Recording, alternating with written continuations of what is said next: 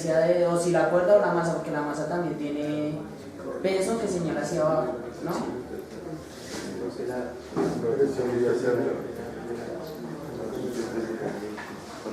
Depende de cuál sea su objeto de estudio. No, depende de cuál sea su objeto de estudio, es decir, si su objeto de estudio es la cuerda o su objeto de estudio es el objeto de masa m. Entonces, particularmente si supongo que el objeto de estudio es el objeto de masa m, pues la tensión debe ir hacia arriba.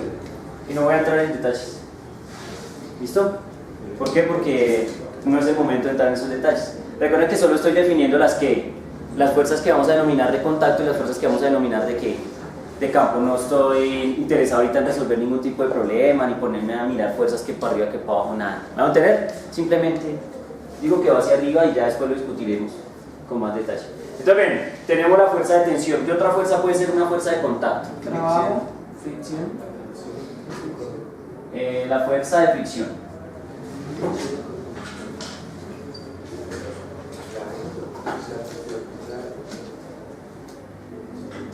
La fuerza de fricción. La fuerza de fricción. Me gusta, les pido excusas. Antes de escribir la fuerza de fricción me gustaría escribir otra fuerza. Porque es que la fuerza de fricción no va a demorar mucho. Porque la fuerza de fricción sí es una fuerza realmente seria y complicada de explicar. ¿Estamos? Entonces, hablemos de esta fuerza primero.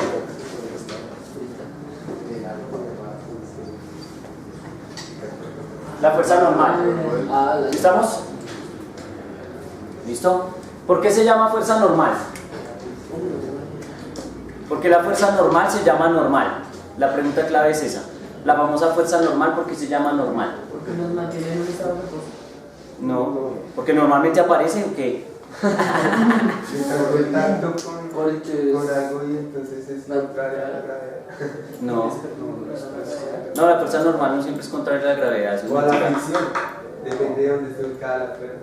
Es contrario a la superficie No. en la que está. Es contrario a la superficie en la que está. Contraria, ¿cómo contraria? O sea, bueno. Es perpendicular. Es perpendicular. Ah, es perpendicular. Ah, bueno, entonces sí, es que cuando uno habla de normal, habla de perpendicularidad. O sea que la fuerza normal es perpendicular. ¿Qué quiere decir? La fuerza normal surge cuando dos objetos están en contacto. Ejemplo, un objeto de masa m y una superficie. ¿Sí estamos? Entonces, particularmente se dice que ahí surge una fuerza normal que hace la mesa sobre este objeto de masa m. ¿Estamos de acuerdo? Particularmente esa fuerza va hacia dónde? Hacia arriba. Entonces uno dice que esta fuerza forma un ángulo de 90 grados respecto a la superficie horizontal en la cual se encuentra. ¿Sí estamos? Siempre es así. Siempre es así. Por ejemplo, supongan que tenemos un carro. Tenemos un carro y el carro se mueve hacia adelante con una velocidad v. ¿Sí estamos? Pasa, resulta, acontece que a esta superficie se le pega una hoja de papel. Mientras el vehículo se mueve hacia allá y se queda pegada. La pregunta es, ¿hay fuerza normal? ¿Hacia dónde va? ¿Y forma un ángulo de cuánto? ¿Respecto a qué? A la superficie que está produciendo la fuerza. ¿Están de acuerdo? Entonces, básicamente, en resumen, esto es la fuerza normal. Es una fuerza que surge del contacto entre dos superficies, ¿cierto? Y que generalmente es perpendicular a las superficies en contacto. ¿Están de acuerdo? Miren, aquí las superficies están acá en contacto y la fuerza es perpendicular a esas dos superficies, y acá las dos superficies están en contacto y la fuerza es perpendicular a las dos superficies. ¿Están de acuerdo? Es una fuerza que surge estrictamente en superficies, y vamos a decirlo aquí de alguna forma, esto surge en sólidos. Esto surge en sólidos. ¿Sólidos tiene tilde? En la primera voz, ¿cierto? Entonces surge en sólidos. ¿Estamos? Listo, muy bien. Profe, una pregunta, ¿por qué la palabra normal se le asocia a perpendicularidad? No tengo idea. O sea, sé que cuando un vector es perpendicular a otro se dice que es vector normal, perpendicular o ortogonal, pero no sé por qué la llaman normal, es decir, es como un nombre, pero no sé. O sea, puede ser una raíz etimológica, alguna cosa así, no tendría idea, sinceramente. ¿Listo? Son nombres. ¿Sí? Listo. Bien. Pregunto, ¿está claro el juego hasta ahí? Entonces van dos fuerzas de contacto. Tensión y ¿qué? Y normal. Y miren que yo estoy aquí haciendo así un juego tranquilo y no estoy botando ninguna ¿qué? Ecuación ni nada de eso todavía. ¿Estamos? Todavía no estoy botando ningún tipo de ecuación ni nada del estilo. ¿A la fuerza normal puedo asociar unas ecuaciones? Sí. Sí, le puedo tratar de generalizar algunas ecuaciones en algunos casos bien particulares. A las tensiones, pues en general no, las tensiones no tienen ecuaciones, aunque uno las pueda despejar de un problema, las tensiones no tienen una ecuación genérica. Si estamos, la fuerza normal sí tiene ecuación genérica en algunas situaciones y pues ahí va el juego. Otra fuerza de contacto. Aquí hay otra fuerza de contacto que quiero decir que se parece a esta antes de irme a la fricción, ¿listo? Y es esta.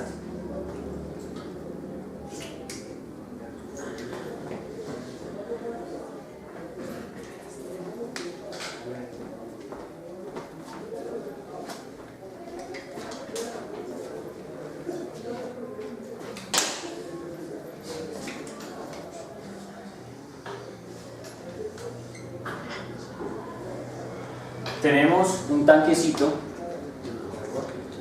con un fluido rojo sangre, ¿sí?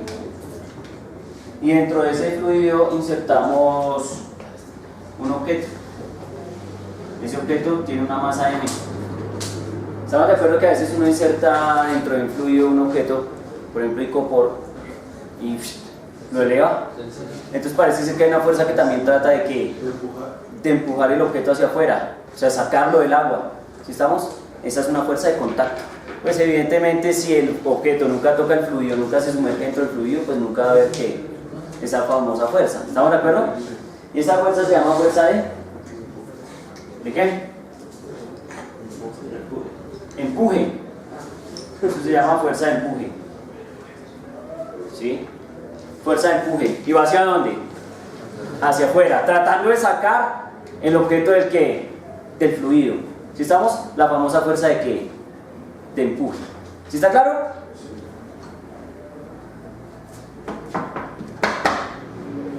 Listo, está la fuerza de empuje. Particularmente esta sí tiene ecuación, esta sí tiene receta de cocina, esta sí es una fuerza que tiene una estructura matemática bien definida. Estas fuerzas normal y de tensión generalmente dependen de la situación en la cual se encuentra el evento, mientras que esta fuerza no depende de eso. Si estamos, en general, tiene una estructura genética. Entonces pongámosla acá, y entonces miren,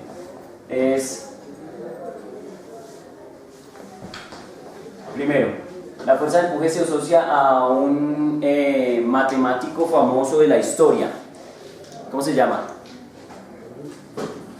A un matemático famoso de la historia, uno de los grandes que merece reloj con 100% de certeza. La pregunta es ¿quién es? Euler. Nah, muy antiguo, de los griegos, de los malos de aquellos. Arquímedes. Arquímedes.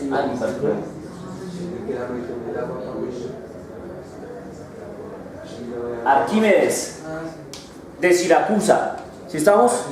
Y ese lo nombraron en mecánica sin talachas y que echó no sé qué corona de oro en no sé qué agua y que entonces mirar si sabemos si es de oro macizo o no y que Orfebre murió, etc. ¿Lo recuerdan o no?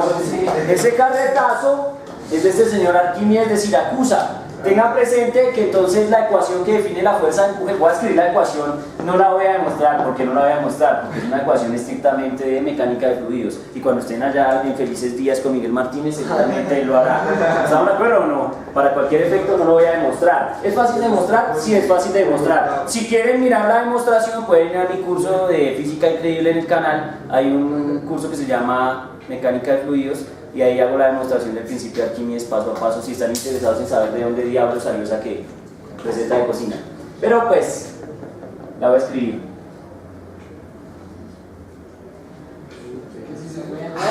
Tranquilos, vamos con calma, ustedes no se preocupen, simplemente es, la fuerza de empuje va a ser igual. Pues esto es fuerza, ¿están de acuerdo o no? La fuerza como tal. está esta cosa, que es lo que yo llamo densidad del fluido. Está la densidad del fluido. Esta es la letra ρ, ρ sub F, la letra ρ del fluido. Generalmente esta densidad es densidad de tipo volumétrico, o sea, densidad de volumen, porque pueden haber otras densidades. Entonces vamos a decir que esta es una densidad volumétrica del fluido, que es ¿qué? Que es el campo, ¿cómo? Campo gravitatorio del planeta en el cual se esté sumergiendo el objeto dentro del fluido. Y miren que yo soy muy general cuando digo esas cosas y a veces la gente no me pone cuidado. Es el campo gravitatorio del planeta donde se encuentra el fluido del objeto que estoy sumergiendo en el fluido. ¿Eso qué quiere decir? Que en teoría debe funcionar aquí, en la Luna, en Mercurio, en Júpiter, en lugares muy lejanos, en Andrómeda, seguramente en algún planeta de aquellos también. ¿Me van a entender o no? O sea, no es una cosa arbitraria, ¿no? Si estamos en cualquier planeta. Y este B sub CS es el volumen del cuerpo sumergido. El volumen del cuerpo sumergido. ¿Cómo así? Es decir, ¿cuánto del volumen del cuerpo está sumergido entre el fluido? Porque puede ser que esté todo el cuerpo sumergido dentro del fluido, o solo puede ser que el objeto esté sumergido a la mitad, o una tercera parte, ¿me hago entender? Entonces la fuerza de empuje depende de cuánto de ese volumen de ese objeto yo meta en el agua. ¿Sí estamos? Por eso es que cuando uno pone el licor por ahí, flota. Si usted lo mete un poquito más, siente más fuerza hacia arriba. Si lo mete más fuerza. Y si lo mete y lo suelta, usted verá como esa vaina se eleva y queda ahí. Lo que no le pasó a Jack y al Titanic. ¿Estamos o no? Que en vez de salir, ¿qué? Se hundieron. ¿De qué depende de que se hundan o no? De la densidad del objeto. O sea, la densidad del objeto también es relevante, aunque aquí en general no se ve, porque estamos hablando de la fuerza que hace el fluido sobre el objeto. ¿Estamos? Entonces la fuerza que hace el fluido sobre el objeto depende de la densidad del fluido. Entre más denso sea el fluido, ¿sí?, más fuerza va a hacer para sacar las cosas. Por ejemplo, métanse a nadar en una piscina de mercurio. Tengo presente que la densidad del mercurio es del orden de 14.1 veces más que la densidad del agua, ¿cierto? Y recuerden que la densidad del agua es 1000 kilogramos por metro cúbico. ¿Cómo así, profe? Fácil, vea, hágase una caneca de 1 metro por 1 metro por 1 metro. ¿Sí estamos? 1 metro, 1 metro, 1 metro, que pues no es mucho, ¿están de acuerdo o no? Y en eso eche agua, y cuando lo termine tiene 1 tonelada de agua. ¿Sí estamos? Pero ahora haga la misma piscina pero con mercurio, y cuando la arme tiene 14.1, sí, mal, no sé si 14, 13, bueno, no recuerdo, está entre 13 y 14 o 13 toneladas de mercurio. Así que toca planearse un piso bien elegante para que soporte eso, si no, se rompe. Hay experimentos con mercurio en la física importantes. Hay un experimento que duró 25 años, se llama el experimento de Michelson y Morley, para la relatividad de Einstein y todas esas vueltas. Tocó en una piscina de mercurio. Bueno, bien. Muy bien, pregunta, ¿está claro o no?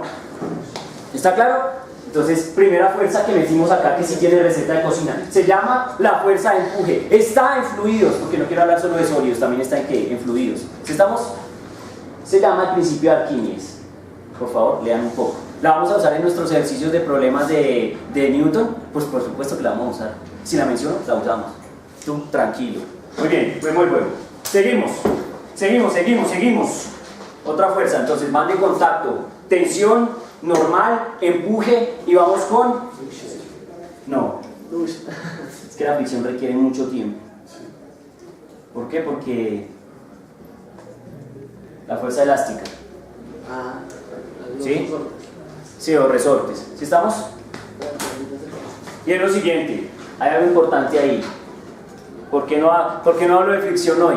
Creo que lo voy a dar para mañana segundo o de pronto iniciaré.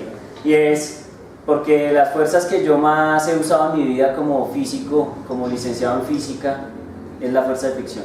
O sea, yo sí gané papita y comida con fuerza de fricción. ¿Mantener? Porque en los accidentes de tránsito eso es pan nuestro de ¿qué? De all day, every day. ¿Sí van a entender? Claro, hay un accidente, huella de frenado, fuerza de fricción. La persona dejó una huella de arrastre, Una moto se resbaló y dejó una huella de las latas arrastrándose en el suelo. Fuerza de fricción. Aló, todo era fuerza de qué? De fricción, mi hermano. Ahí el juego era vivir de la fuerza de fricción. La tesis del profesor Omar en la Universidad Distrital Francisco José de Caldas, ¿qué fue? Fuerzas de fricción, coeficientes de fricción con vehículos en Bogotá. De fricción quiero hablar. Pero entonces eso es muy áspera, esa fuerza, es muy brutal. Me encanta esa fuerza, entonces toca tener cuidado. ¿Listo? Entonces bien, por eso vamos con la fuerza elástica. Entonces la fuerza elástica también tiene el personaje honorífico, es decir, hay alguien que se merece que el honor, la receta de cocina y todo. Y bueno, a dolor del reloj. Se va a quemar. En honor al señor Robert Hooke. Debo confesar que cuando yo empecé a leer sobre física en mis años mozos, hace muchos años, me gustaba mucho Robert Hooke, particularmente más que Newton. Pero pues ya digamos cuando uno va aprendiendo, va leyendo, va mirando proezas y todo, pues bueno, pasaron cosas. ¿Estamos? Pero Robert Hooke es muy interesante también. Entonces Robert Hooke, plantea una ley que lleva su nombre, que es la ley de Hooke, y que está asociada especialmente a lo que uno denomina los famosos ¿qué? Resortes. ¿Sí estamos? Entonces la pregunta clave es, oiga, bueno, ¿y en qué consiste esa fuerza elástica? Y si ustedes van a notar, si ustedes revisan, esa fuerza elástica es una fuerza de alguna forma intuitiva, o sea, la ley de Hooke no es una cosa realmente compleja, es una ley bastante intuitiva y sencilla. Me imagino algunos o alguna vez en su vida han jugado con resortes, ¿o no? ¿Aló? ¿Sí estamos o no? El resorte, este man que mire ese brazo, ¡tan! O si se acuerdan de esas películas de los 90s, allá los tipos entrenando con sus resortes, Karate Kid y Rocky, o una que me gusta mucho que se llama Retroceder nunca, rendirse jamás, no, de karate brutal. Bueno, y entonces los manes se entrenan con esa vaina. Entonces ustedes notarán una cosa y es la siguiente. ¿Qué pasa con un resorte? ¿Qué pasa con un resorte cuando uno lo estira? Ok, se deforma, listo, pero ¿qué más? ¿Qué pasa con respecto a lo que nosotros estamos ahorita interesados en saber? Hay una fuerza, ¿no? Hay una fuerza que hace el resorte que no nos permite como estirarlo más. Entonces uno llega y al principio todo bien, pero a medida que usted lo va estirando cada vez más y más y más, la fuerza que hace el resorte cada vez se hace también más grande. Ahora usted dice, maldito resorte, lo voy a comprimir. Y cuando uno lo comprime, ¿qué pasa? Igualito, ¿no? Uno lo comprime y entre más lo comprime, más fuerza hace el resorte. ¿Listo? Sencillo. Ese es el problema de la ley de Hooke.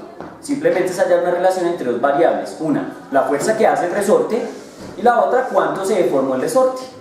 Entonces, ¿estamos de acuerdo o no? No es más el juego. Entonces la pregunta es, entre más deformación, disculpen, ¿más qué? Más fuerza. ¿Cómo es la relación entre esas dos variables? Directamente proporcional. Es decir, más fuerza, más deformación. Más deformación, más fuerza. ¿Están de acuerdo o no? Y debe haber una constante que me dé proporcionalidad entre esas dos cosas. ¿Están de acuerdo o no? Ojo ahí. Así de sencillo. ¿Están de acuerdo? No es más. Eso es todo lo que uno debe saber. Entonces, claro, y entonces los retos, ¿quién va a ir al Hall de la Fama? Es que estoy como muy famoso últimamente y está allá sentada oyendo barbaridades. Bueno, visitante, vamos al Hall de la Fama. Hágale, papá, bienvenido al mundo, le tengo reto. Y quieto. Entonces lo que le voy a hacer es lo siguiente, lo reto a que haga lo siguiente, píntese la gráfica de fuerza versus deformación. Hay una gráfica, ahí abajito eso, gráfica de fuerza versus deformación para un resorte. Sí.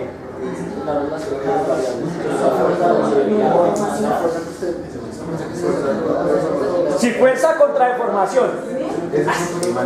Listo, vamos a escuchar al hombre que dijo. ¿Cómo es que es el juego? La fuerza es directamente proporcional a la elongación que se le haga al resorte. ¿Y entonces? Entonces, por lo que son directamente proporcionales, es una recta, ¿estamos de acuerdo? ¿Y la pendiente quién es? La constante de elasticidad. Listo, entonces póngale un triangulito ahí debajo. Póngale un triangulito debajo de la recta. No, sí, un triangulito. Yo no sé ustedes por qué no asocian la pendiente al triangulito. Triangulito pendiente. Y aquí le pone usted la constante que. Pero usted la ponemos con azul. Con azul que está de moda desde el lunes, desde el domingo. Uy, ¿cómo? ¿Qué es lo que está en la variable independiente? La elongación del resorte. La deformación del resorte. Y allá está la fuerza, y aquí está la constante K. Tiene que haber una constante de proporcionalidad. Y miren que hay algo interesante porque la pinta muy bien y es que el punto de corte de esa recta con el origen, o bueno, es decir, pasa por el origen mejor, ¿cierto? En el corte con el eje Y es justo por el origen. ¿Eso qué quiere decir? ¿Qué quiere decir que eso pase? Que si no hay fuerza, entonces no hay ninguna Deformación. O si no hay deformación, pues no hay ninguna fuerza. Así de sencillo. ¿Aló? ¿Tiene sentido o no? Sí. Pues tiene un sentido. Mi hermano, muchas gracias. Muy amable, está inspirado este visitante, por Dios. Entonces, de acá, como uno tiene una gráfica, ¿cierto? Una lineal, tiene unas dos variables, pues uno dice, esto es una ecuación de una recta. ¿Qué dice la ecuación de la recta? Venom, díctemela, la de la recta. No la de acá, la de la recta. Venom.